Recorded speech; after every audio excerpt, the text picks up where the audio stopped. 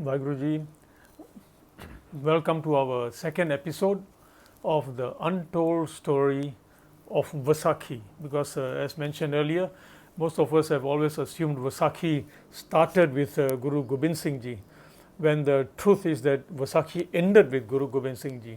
He is the one who put the final touch to the need to establish a warrior class within the Sikh Dharma, within the fraternity. Just before we ended the last time, we talked about what had happened in the Darbar, the astonishing event that took place, where the envoys had arrived from Delhi. They read out their letter to the Guru asking for the marriage, and how one Sikh who was so incensed by what was going on, these people having the audacity to come to the Guru's Darbar after what Chandu had called him and the things that Chandu had said about Guruji. And this man was so furious, he stood up. And of course, Guru Maharaji had to intervene to stop him and from using such coarse language. I think we already covered that in the previous session. So now what happens?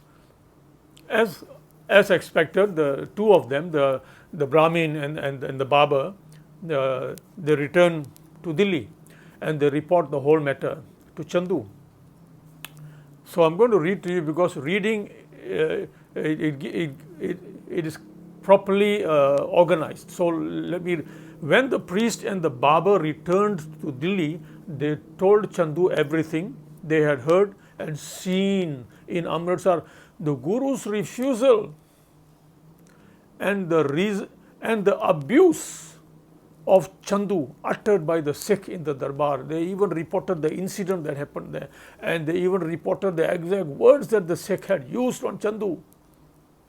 So now it was Chandu's turn to be furious. Chandu was on fire. How could he be insulted? He considers himself to be the finance minister of India, and such words, derogatory words, are used against him in the presence of the public. So he is furious. Now he has got his own anger to deal with. But something else happens. He is going to play a game now. So what does he do? He writes a letter to the Guru. He writes back to the Guru. And in the letter, he began by magnifying the Guru. Here he was praising the Guru sky high. Strategy is what has the world that we see today is the result of strategies that have been deployed over the centuries. Look at the strategy of this man. He begins his letter by magnifying the Guru and demeaning himself. मैं तो एक गंदी नाली दा कीड़ा है, तू ते इतना बड़ा गुरु है. And then he continues, it is certainly true. he still admits it. He still admits that it is certainly true that I said that you are inferior caste to me. In the letter, you are inferior caste to me. But this expression thoughtlessly escaped my mouth. Thoughtlessly. Thoughtlessly. I wasn't thinking when I was saying all those horrible things about you. Thoughtlessly escaped my mouth, and someone has written a letter to you. The Sikhs of Delhi wrote the letter, remember? And someone has written to you and exaggerated it. And someone has written to you and exaggerated this whole thing. You are the greatest Guru in the world, the most worshipful Guru in the world. So this is the kind of praise. Then he continues, I can give a large dowry. Okay, dowries can solve a lot of things, we know. I can give a large dowry for my daughter. Now the bribing is starting. Now, this part is really amusing. If you say that I used overbearing language, which I may or may not have done so. This is the funniest part. This is the funniest part. He says, if you say to me that I used overbearing language, this is Chandu talking, writing in the letter to Guruji, and say, I may or may not have done so. After committing the crime, when he is being asked by the bailiff or whoever is that person called in the court, are you guilty or not guilty? I may be guilty, I may not be guilty. So this is the amusing answer. So I may or may not have done so, but it was in my own house. Whatever I said was in my own private house, in my own private house, and it was not meant for others to hear. So look at the excuses given to justify the kind of things that he had said. He said, it was in my own house. I can say what I like in my own house. It's not meant for anyone else to hear. Your people in the public darbar called me a dog. उन्होंने मेरे ते कुत्ता लफ्ज़ इस्तेमाल किया. And then he writes politely, why don't we let bygones be bygones? Why don't we let bygones be bygones? Accept the marriage, accept the proposal, and I will have many favors. I will have many favors conferred on thee by the emperor. Another additional attempt to bribe. But Guru Maharaj's response when he receives that letter, again this envoys go back there, it is the Guru's rule to comply with the wishes of the Sikhs, and the Sikhs have decided this marriage not going to take place. Enough is enough, this matter is ended here, this marriage is not going to take place, finish. Now more trouble is coming. I'm going to jump some pages. By this time, Chandu then goes on, having failed at all his attempts, all these self-demeaning letters that he had written, even that failed. He embarrassed himself even more. Now he goes to the Jahangir again, to the emperor. I told you, a chabil arya siga. He was winding up the emperor on one hand. On the other hand, he was playing this softly game. But Guru Maharaji is becoming very aware where this thing is going. जानी जान है गुरु महाराज जी, आप जानी जान है, सारा कुछ पता है, उसका मिशन की है. गुरु नानक देव जी ने सारा कुछ दस दिता सी अगे की होना है, किवें होना है, ते खून खराबा होना है. All kind of things was already prophesied by our previous gurus. So Guru Maharaj ji, what did he do?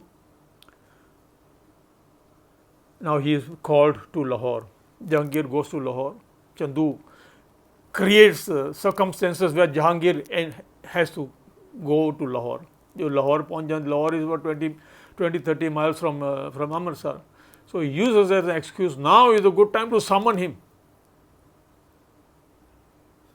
Now is the time to summon him. So summon goes out to Guru Arjan Dev Ji to appear in front of Jahangir. Now, before his departure, Guru Arjan Dev Ji, as I told you, was ready for everything. He knew what is coming. Guru Maharaj Ji appointed Guru Hargobind his successor. You should understand where this thing is going already now. Before he left, he already declares him to be his successor,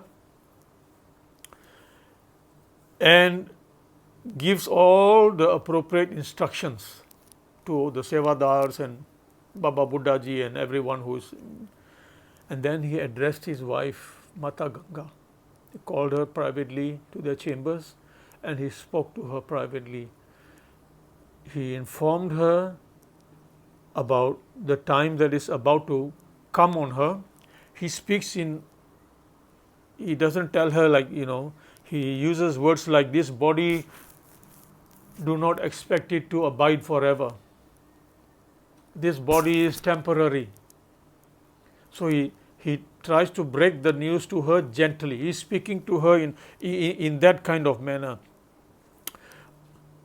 Every wise person should be aware that a time has to come for everyone. So he goes on, he talks about this. The body is perishable. Okay? To love this body is grievous error. So Maharaji is preparing Mata Ganga psychologically. He knows she's not coming back and he is going to tell her that. मैं जा रहा हूँ लाहौर नू, मैं वापस नहीं आवांगा. So he prepares her mentally. She already, of course, knows where he is going. And what is important is this line is very important. I am going to leave it. Live thou when I am gone, mourn not for me. Now he is coming to his conclusion. I want you to continue living. Do not become a living corpse. He is telling his wife Mata Ganga. I don't want you. Sikhs will need leadership. Sikhanu agwai di zarurat pavegi. They will need leadership. You have to be there for them. Do not become a living corpse after I am gone. And mourn not for me. And make no effort. And make no effort. Another important point is to separate your soul from your body. This later injunction was to make sure that she does not cremate herself on his funeral pyre or on any other means or mechanism. Because I think you are well aware, India ਦੇ ਵਿੱਚ tradition ਹੁੰਦਾ ਸੀਗਾ ਸਤੀ ਦਾ, and not only the sati da tradition, there were times when there was no tradition where even disciples of gurus used to jump into the flames of their master after the masters were gone in the cremation, because they didn't see any point of living anymore. It was not uncommon for disciples to leap into the flames. So Guru Maharaj clearly tells her here not to cremate herself on his death. So you can see how serious this business is now getting. Then what happens is, goes to Lahore. Now in Lahore, going to Lahore, he takes 5 Sikhs with him. Panj Sikhan nu naal leke gaye. I will read the names to you. Bhai Bidhi Chand, you would have heard of Bidhi Chand. Bhai Langaha, Bhai Pera, Bhai Jetha, and Bhai Pirana. Okay. Now, at the time of the proceedings, jitoi hearing on Arambho kiti, Jahangir was at first still very well disposed to treat the Guru with respect. Jahangir still had the respect. Other the Naal Guru Maharaj da satkar kita, and the proceedings began well. Chandu, starting to see this mood of the emperor, starts to see some difficulty in what he was trying to achieve. Now he is there. He starts his instigation again. He reminds the Emperor Jahangir that this is Guru Arjan. He is the one who gave refuge to the rebel. Oh, Bhagi Jada Siga, your son Khusro, when he tried to kill you and take over your empire, this is the man who gave him shelter. How can you treat him in the way that he should be treated in the same manner as a criminal? So Chandu is winding up the emperor now and reminding him that because Guru Arjan Dev Ji ne panah diti sigi, he gave refuge to Jahangir's son, Khusro. Now please follow this part of the conversation, okay?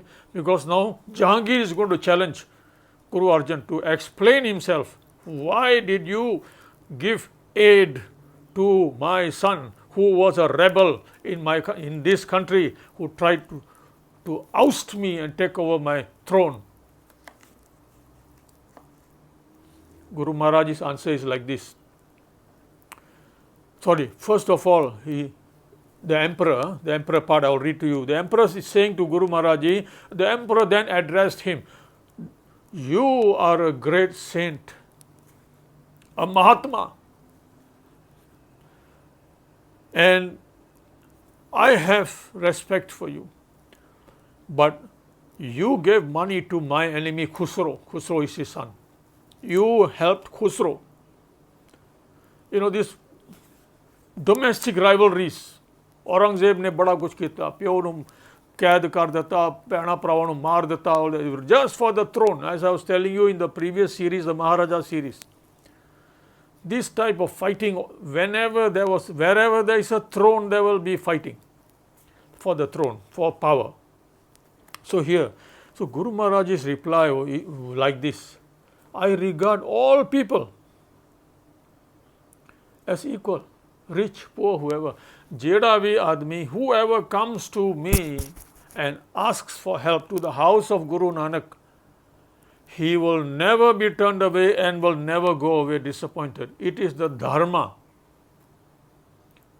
Anyone can come to us for help, we will help. And you said it yourself, you just said it.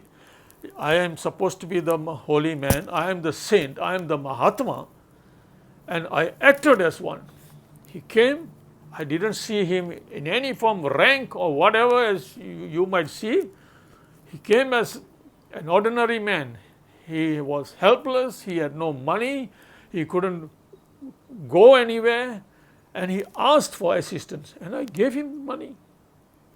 Whatever that he needed, whatever rations, provisions he needed, I gave him. And that is my religious duty. So he says, I gave your son money for his journey, not because of any other reason, but for the reasons that I have mentioned to you. Now, I want to remind you, Guru Arjan Dev Ji is speaking to the emperor, and he is saying to the emperor, I want to remind you that Khusro may be your son and he may be a rebel to you, but Khusro is also the grandson of Emperor Akbar, your father. He is the grandson of Emperor Akbar, who came to Guru Amar Das Ji's darbar, te uthe matha tekya siga Guru Amar Das Ji nu, te utho bakshishan leke gaya siga, te kuch de ke vi gaya siga, ene pind uthe lakhwa ke gaye sige, because what he did was, when Akbar came to see Guru Amar Das Ji, you know that part of the history, he dedicated a huge area for the support of the Guru ka langar and the support of the Guru's seva. Panj Pind, 5 villages he gave to Guruji's daughter, Bibi Pani. And that was the generosity with which Guru Amar Das Ji, with Akbar showed towards the Sikh faith and the Sikh. And now his grandson comes to the same darbar, and you think we can turn him away empty-handed after what Akbar, his grandfather, did for us? You think that is possible? What will the world think of us? What would the world have thought of us?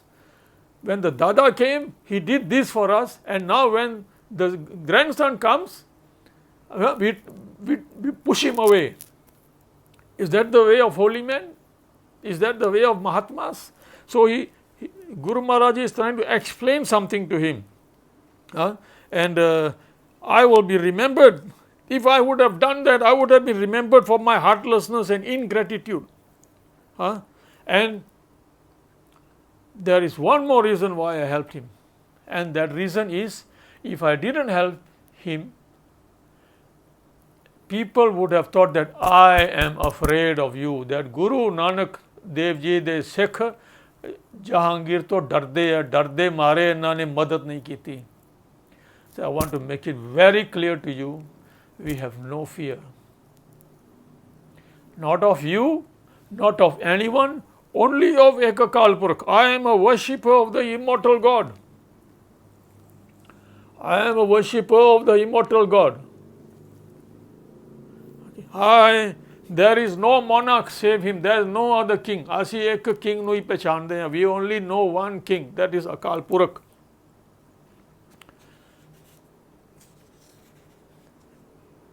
So Jahangir now says, you pay me a fine of 200,000 rupees, 2 lakh rupaye da jarmana. You pay 200,000 fee, fine, this matter is forgotten. Guru Arjan Dev Ji says to him, you want money? You ask for money. You ask for money, you can take all my money. Whatever money we have here, you can take it because you have come to ask for help. But if you want to impose a fine, you are asking for 200,000 rupees. I will not even give you one rotten penny. Fines are for criminals, murderers, thieves, scoundrels. They are not for holy men. They are not for Mahatmas. Mahatmas do not pay fines for doing the right thing. तेनू पैसा चाहिए तू मंग, जितना लेना है खजाना है जा जाके ले ला जितना लेना. If you want to fine me, you will not get even a rotten penny. That's Guru Arjan Dev Ji's reply to Jahangir on his face in the darbar, in his full court, with all his ministers there and all members of public, high officials, senior aristocrats, whoever might have been there at that time, mullahs, qazis, brahmins, pandits, whoever had all those people who have been stirring the emperor and telling him this is the time to get rid of this Guru Arjan. This fellow is converting all Hindus and Muslims to his religion. We are losing all our people. We are losing our incomes. All of them are going to Harimandir, and there Harimandir is flourishing, Sikhi is flourishing, and we are drying up. We are turning into a desert. And all these people were there to chabilao, to wind up the emperor. And in front of all of them, you can imagine Guru Arjan Dev Ji like a lion telling Jahangir what I just told you earlier. Totally fearless. Now what happens? Then he said, Jahangir says, I want you to change your Granth Sahib. I understand from these mullahs and qazis that you have used some derogatory terms to describe Islam and Hindu deities and whatever. You have to change that. Guru Maharaj Ji said, you can forget it. Nothing, not one full stop in the Guru Granth can be changed. That time it wasn't called Guru Granth, it was called Poti Sahib. Not one full stop can be changed. This is the inspiration given to us by Guru Nanak. It's not from us. Every sentence, every passage ends with the line Nanak, name Nanak. It is Guru Nanak's Bani, and no one can touch this Bani. I am not going to change a single word. Jahangir said you will put some. Then if you cannot change what you have already written, I want you to write some praise about Muhammad in here. Praise, some praises. I want you to put some praises of Muhammad in here and some praises about the Hindu deities. Guru Arjan told him, didn't you hear what I just said? Not one full stop. Not one full stop can be changed. So at this point, the emperor was already up to here. And I think so was Guru Arjan Dev Ji. The emperor made no reply. The emperor made no reply but got up and left the hall of audience. Unable to make any kind of headway with Guru Arjan Dev Ji, he got up and he walked out of his own darbar, where he had lost the debate to Guru Arjan Dev Ji. It's 25 minutes coming up. I need to end here to keep it within reasonable. I was hoping to cover a little bit more today, but maybe I got carried away. So we will stop here for today. And one last important message for all of you all: if you haven't yet subscribed, please subscribe for this if you feel this is meaningful for you, because today is the last day that I'm actually going to send out individual.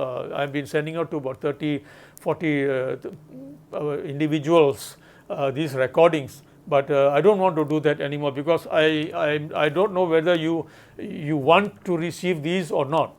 So I feel I'm infringing into your privacy by sending it to you, because this is a continuous thing. Every 2-3 days I'm recording something and sending, and I may be imposing on you. So I don't want to do that. So please subscribe, and from today will be the last day that I will actually send out on WhatsApp.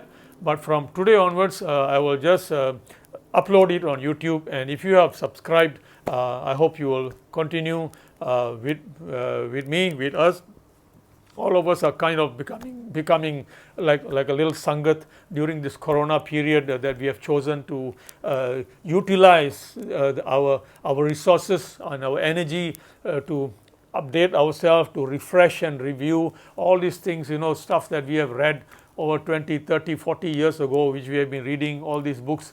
I'm just taking this opportunity to re-inspire myself, to review my own history, and I'm trying to share that with as many persons as possible. So there you are.